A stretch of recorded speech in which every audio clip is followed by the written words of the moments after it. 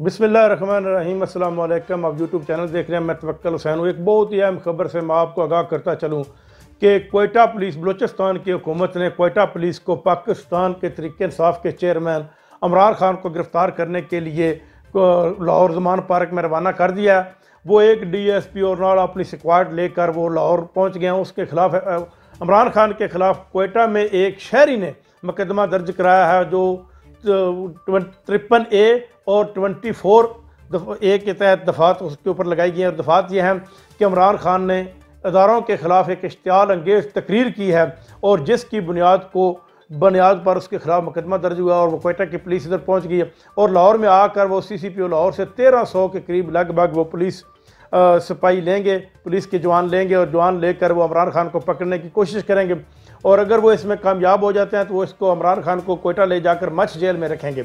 लेकिन कारकुन भी बड़ी तादाद में ज़मान पार्क पहुंच चुके हैं और वो ज़रूर इंशाल्लाह इमरान खान का दिफा करेंगे। अब तक के लिए इतना ही। अल्लाह हाफ़िज़।